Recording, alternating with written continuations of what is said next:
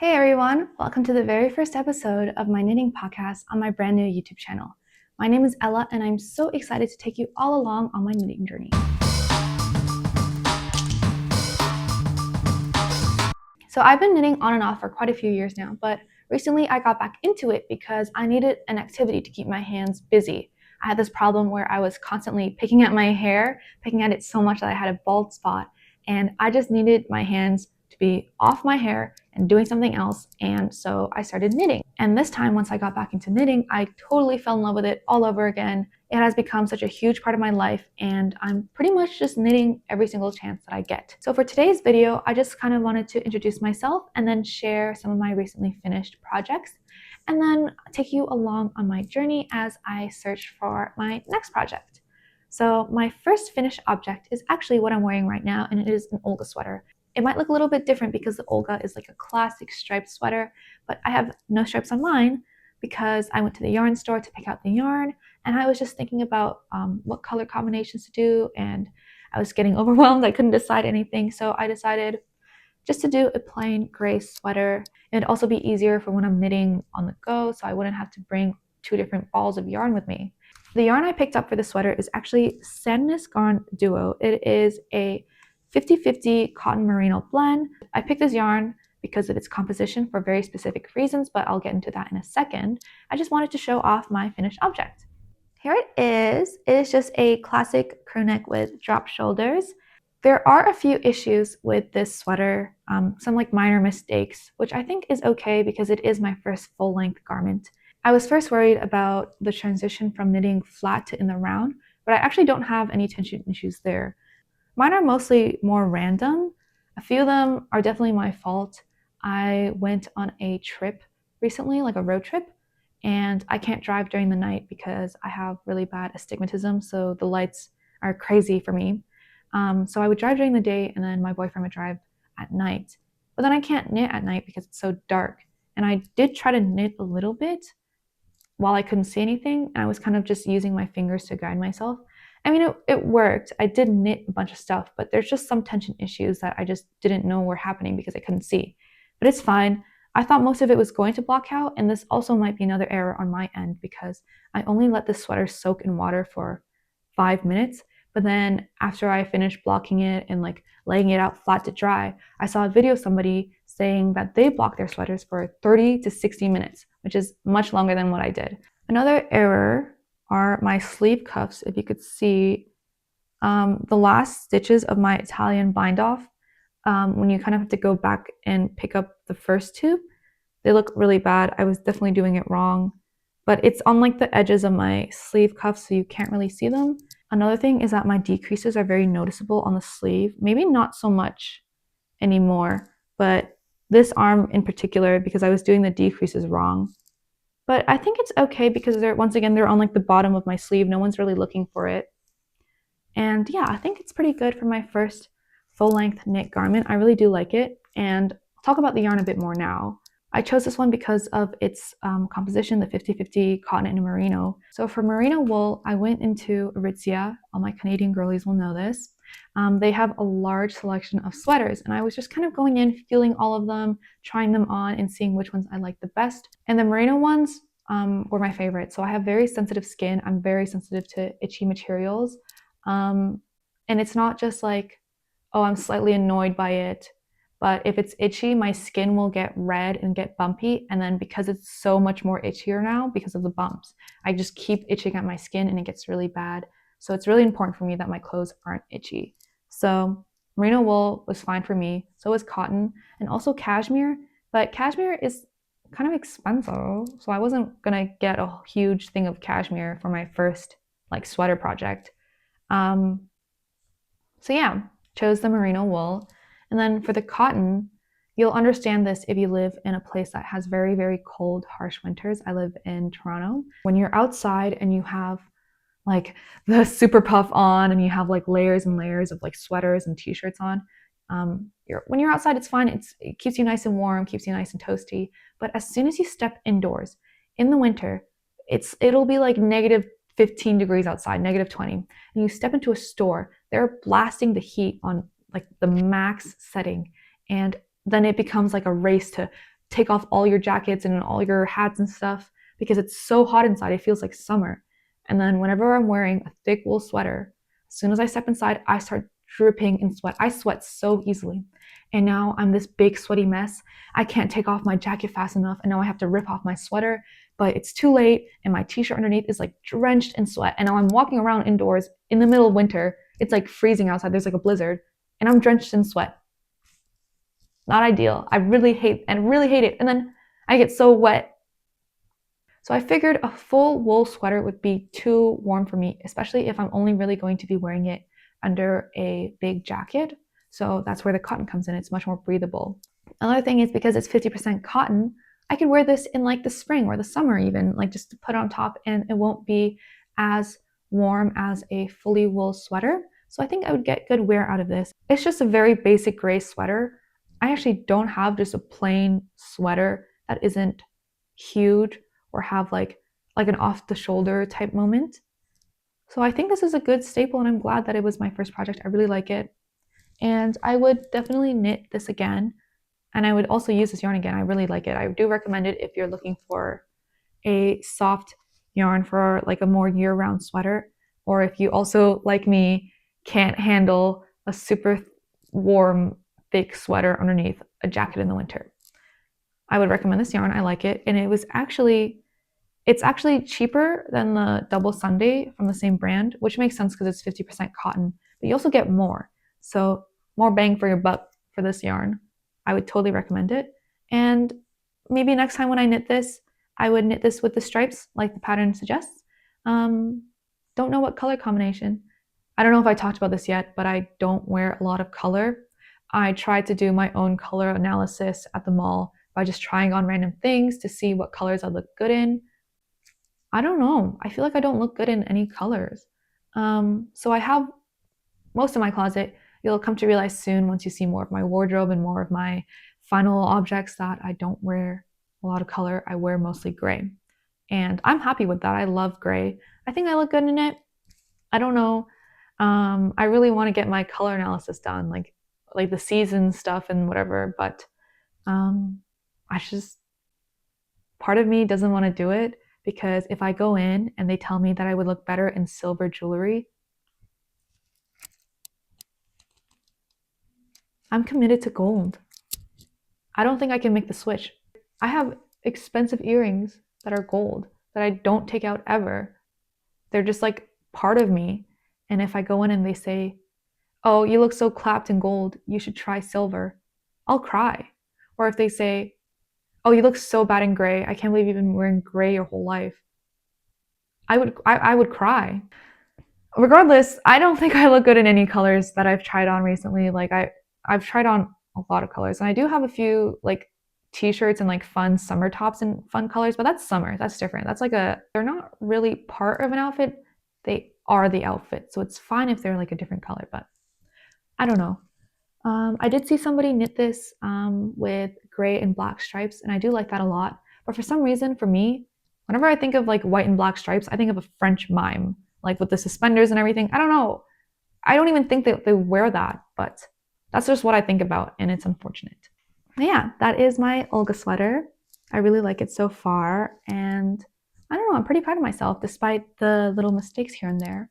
I think it looks good. And after I wear a few times, I might actually just reblock it, soak it in the water for much longer, and then see if some of the smaller issues kind of work itself out. But yeah, that was my first finished object. My next finished object that I want to talk about is actually this scarf that I knit for my boyfriend. So for Valentine's Day last year, so almost 2 years ago now, I told him that I would knit him a scarf because he's been wanting a scarf. And I did, but then I didn't like it, so I unraveled it, and then the yarn was kind of bad because it was really cheap, and it wasn't working out that well. I think I was knitting it for like months and months, and I finished this one in 2 days. So really shows you the difference a good yarn can make. It's just a plain stockinette scarf with I think 4x2 ribbing at the bottom. I really like it. It's actually really cute, and I'm kind of sad to be giving it away, but he deserves it. I can always knit myself another one. And then also his scarf is just gonna be my scarf. Like it's our scarf. So I'm fine. I'm fine. This is essentially just a glorified gauge swatch. I wanted to try out a new yarn, knitting for Olive Heavy Merino, and I wasn't sure if I wanted to get this yarn for my next project. So I picked this up to knit him a scarf, and if I like the scarf enough, then I would consider using it for my next project, like a garment. I think I'm just gonna keep knitting sweaters, honestly, so it was important that this would be soft enough for me to wear like all day, because every time I go to the mall or every time I look for a new sweater, the ones that are kind of within like, I'm willing to spend like a good amount of money on a sweater, but every time I go to the stores, they have these like $100 sweaters, and I'm feeling them, and they're a little bit itchy. And then I look at like the composition, and it's like all acrylic. So for me, I feel like acrylic, whenever I've knit with it, not that itchy. So, it's just acrylic. How are you making an acrylic sweater so itchy? And it's $100. And I'm like, kind of don't want to get the sweater. Like it's cute, but it's not, it doesn't feel good. And then other stores will have really nice sweaters. Oh my God, just like everybody else, I've been loving Baba sweaters, but they are too expensive. And like any similar type of sweaters with like nice wool composition, they're just going to be too expensive and way out of my budget, because I could really talk about this for a long time, but essentially I think that knitting my sweaters is going to be the best for me moving forward.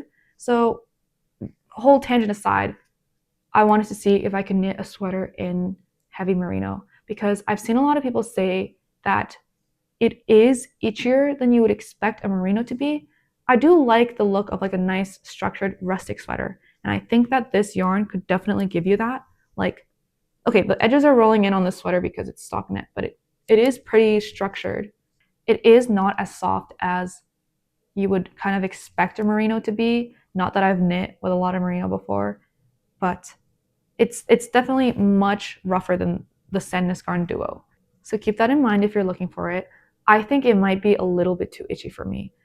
Even wearing this scarf, I have to wear a higher neck because I can't have this directly rubbing on my skin all the time. Hopefully it'll be fine for my boyfriend.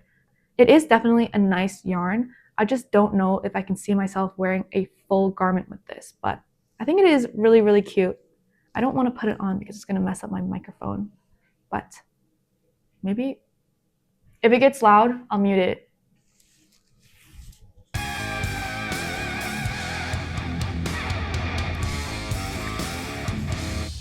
But yeah, that's the scarf. I love it. I hope my boyfriend likes it. It's not going to be a Christmas gift, so I still have to do something there. It is just a very, very late Valentine's Day gift. But those were all of my finished objects, and now let's move on to talking about what I have planned for my next project. Also, I had my necklace out earlier, and I just watched back a bit of what I recorded, and I think that the necklace was causing some kind of like noise when it was hitting the microphone, so my apologies for that if you could hear it earlier. But for my next project, I wanted to try something new. So I wanted to find another sweater that had a new technique or element that I haven't done before. So the options were a cabled sweater, some color work, and this isn't really super new. It's still pretty similar, but a cardigan, because I would be knitting it flat the entire time except for the sleeves. And then the button bands would be a new technique that I haven't done before. So that was my criteria for when I was looking for my next project. And I was pretty interested in doing some cable work. I love the way cable knit sweaters look. I love the Rory Gilmore type like cream sweaters. They look so cute. But I just feel like I wouldn't look good in it. And I also love pastel colors for cable knits, but once again, I don't know if I would look good in it. I don't know if I would get a lot of wear in it. So my next idea was to do a colorwork sweater. So that would be a new technique. But once again, I am not a fan of color. So my color work would probably be just gray and a darker gray. And I did see quite a few patterns that had that color combination. I guess I was just worried about trying color work. I don't know. It seemed like a big step up, and then learning how to knit like with two colors in the strands and then the floats, which I don't fully get. If I were to do a colorwork sweater, I would definitely stick to a more monotone one. Actually, I really like I think it's the Jeju sweater by Aikyo Knit. It is like a simple stockinette sweater and it just has a bit of like argyle on the bottom. I think that one is super cute, but I don't know, I just have my worries with color work. I guess I'm a little too scared to try it right now just because, I don't know, I'm just scared. I need to get over it. But yeah, the idea of floats and everything, pretty daunting. But for the Jeju sweater, at least for the beginning part, because the color work is on the bottom, I would just be able to do my regular stockinette, which I guess there isn't too much of a new technique. Like the color work is only on the bottom, so I guess that makes it less daunting for me. But I don't know. I'm not sure. I also liked the loon sweater. It's like a little pattern of these little loons across, and it's just like a regular drop shoulder sweater with just the loons. I thought that was really cute, but I love fun sweaters like that, but I don't know. I don't know if I can see myself. Maybe I'm not fun enough to wear a loon sweater out and about, but I do really like it. Yeah, I think I'm just scared of doing color work and also scared of doing cabling. So that kind of leaves me with not a lot of options. But that is why my next project that I've decided I'm going to be doing is the Hanni cardigan by Knitters and Friends. And it is such a cute cardigan. Let me move over so I can put in a picture of it for you guys. It is such a cute cardigan, and I actually found the most perfect yarn to go with it. The Rerum Natura Gilliatt in the color Granit. So it is a French yarn brand, and this is 100% merino wool, and it looks so rustic. And it is just like you can see like the different colors in it. It is so beautiful, but it is so soft. It has a classic soft merino wool, and I'm super, super excited to start. The pattern calls for DK weight plus lace, which is equal to DK according to Ravelry, but I feel like that's not right. But anyways, a lot of people have been using just like regular DK weight yarn plus a lace mohair. And like I said earlier, I get very itchy, so I don't know if I can handle a mohair. I love the way it looks, but I don't think it's for me. So I think this worsted weight yarn would be perfect. And I actually knit a gauge swatch, and look at it. It is beautiful. Wow. I'm slightly off gauge. So the pattern recommends 4.5 millimeter needles, and that's what I used. But I needed to get 18 stitches across, but I have 19. So I'm slightly off. And I know that one stitch can add up to a lot for like a finished garment, but I was kind of in between the first size and the second size anyways, so I might as well just knit the second size and hopefully it all works out. I'm not too concerned since it does have a lot of positive ease, so I think I'll be fine. I think I wouldn't notice a slight difference in the size with this much positive ease, so I'm just gonna go with the second size. I could always just size up my needle, like I could just go to a US 8, so like 5 millimeters, but I just don't want to get more needles because I got the Chiagu needles and they are so good. I love them. I like refuse to get any other needles now, but that is expensive. So I didn't want to buy another pair of needles for that. So I'm just sticking with my 7.5s. Yeah, I'm really excited to knit this cardigan. I'm going to be doing updates as often as I can on Ravelry because I saw this video by a creator on Instagram and I don't remember her username, but she is the girl that always makes videos about her Baba type sweaters. I'll link her below, but essentially there was a video she made where she was talking about giving back to the Ravelry community because a lot of knitters will just kind of peruse through other people's like projects and kind of get inspiration and take some of their notes. I definitely do that a lot. I love going through projects and I comment on so many of them asking questions, but no one really responds because I feel like people don't check Ravelry like comments that often. I think going through other people's projects is so useful for when you're starting a new pattern, you know, kind of getting ideas for color inspiration, seeing if there's any like tips people have. When I was doing my Olga sweater, I had very detailed updates, probably too detailed, more about my life and what I was doing while I was knitting rather than like the knitting itself. Oh, I should have talked about this when I was talking about my Olga sweater, but for the ribbing, I did this with combination style knitting. So essentially you're mounting the purl stitches backwards and kind of purling through the back loop, and it kind of just tightens the distance between the knit stitches. I'm definitely not the first person to do this. It is very common to do. one advantage of this that I didn't even realize is when you get to the Italian bind off step, you actually don't have to wiggle your needle all the way through and like knit the purl stitch.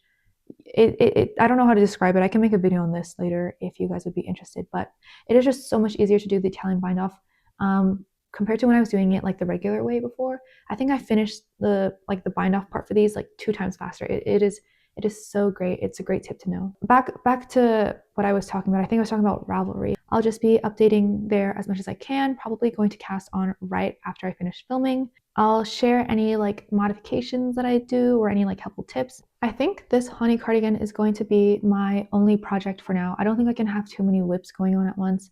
I have a little bit of ADHD. Not a little bit. Anyways, I think if I were to start too many projects, I like the idea of having like projects at different stages so I can kind of pick what I'm working on. But I think if I have too many, I will just get overwhelmed and not do any of them, or I will just keep starting new ones and not finishing it.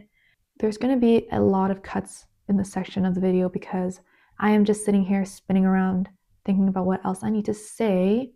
But I think all that I have left is to talk about the future of this channel and my next videos. So I have a really bad habit of starting new YouTube channels for my hobbies and then not doing it after my first video because then I don't want to do my hobby anymore because I don't want to film a video.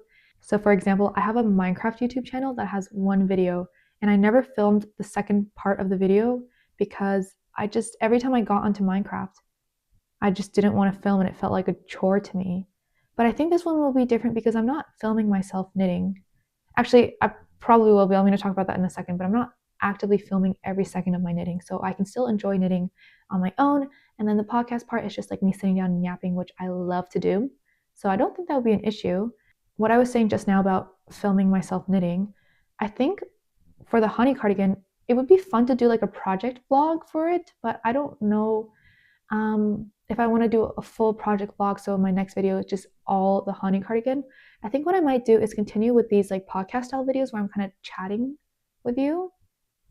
at you, and then kind of vlogging here and there as I'm knitting. So just combining the two, like half podcast, half vlog, I think. Just like a weekly update on my knitting progress, maybe any issues I've encountered, if I need help on anything, and just kind of updates about my life in general. I have a lot of free time. I am unemployed, but unemployed with a plan.